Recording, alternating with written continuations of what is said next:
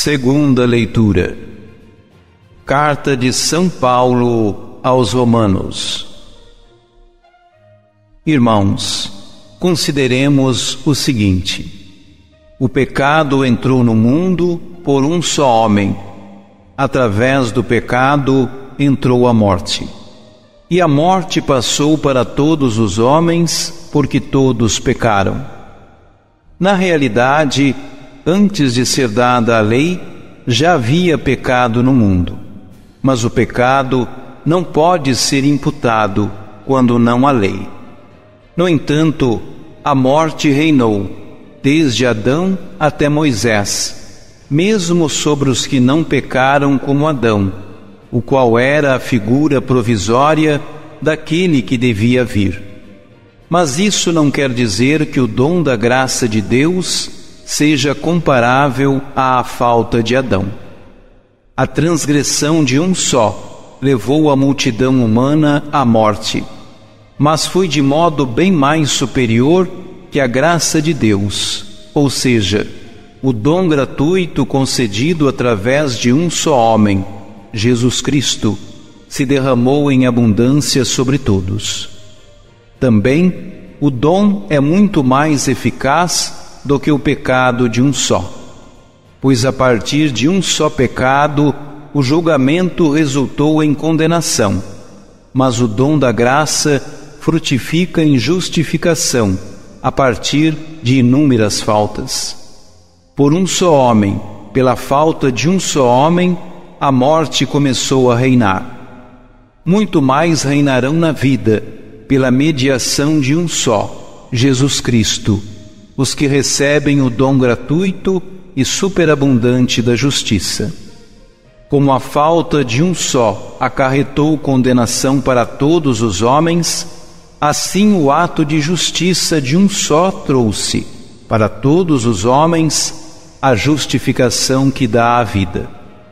Com efeito, como pela desobediência de um só homem, a humanidade toda foi estabelecida numa situação de pecado, assim também, pela obediência de um só, toda a humanidade passará para uma situação de justiça.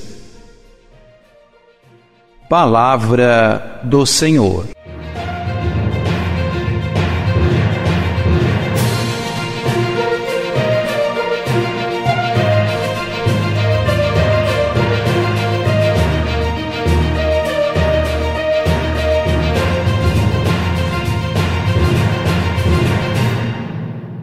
Para deixar bem claro que a salvação foi oferecida por Deus aos homens através de Jesus Cristo, Paulo recorre aqui a uma figura literária que aparece com alguma frequência nos seus escritos: a antítese.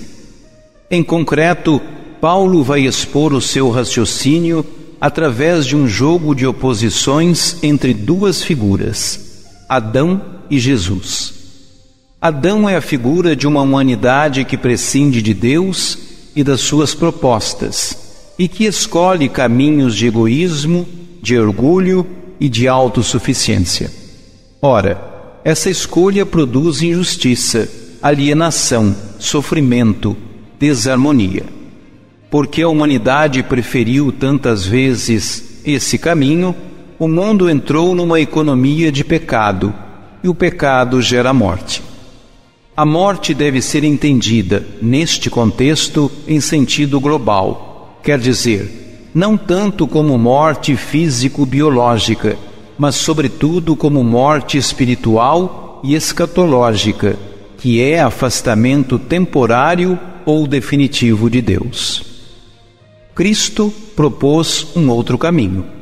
Ele viveu numa permanente escuta de Deus e das suas propostas, na obediência total aos projetos do Pai. Esse caminho leva à superação do egoísmo, do orgulho, da autossuficiência e faz nascer um homem novo, plenamente livre, que vive em comunhão com o Deus que é fonte de toda a vida autêntica. Foi essa grande proposta que Cristo fez à humanidade. Assim, Cristo libertou os homens da economia de pecado e introduziu no mundo uma dinâmica nova, uma economia de graça que gera vida plena. Não é claro que Paulo se esteja a referir aqui àquilo que a teologia posterior designou como pecado original. O que é claro é que, para Paulo, a intervenção de Cristo na história humana se traduziu num dinamismo de esperança, de vida nova, de vida autêntica. Cristo veio propor à humanidade um caminho de comunhão com Deus e de obediência aos seus projetos. É esse caminho que conduz o homem em direção à vida plena e definitiva, à salvação.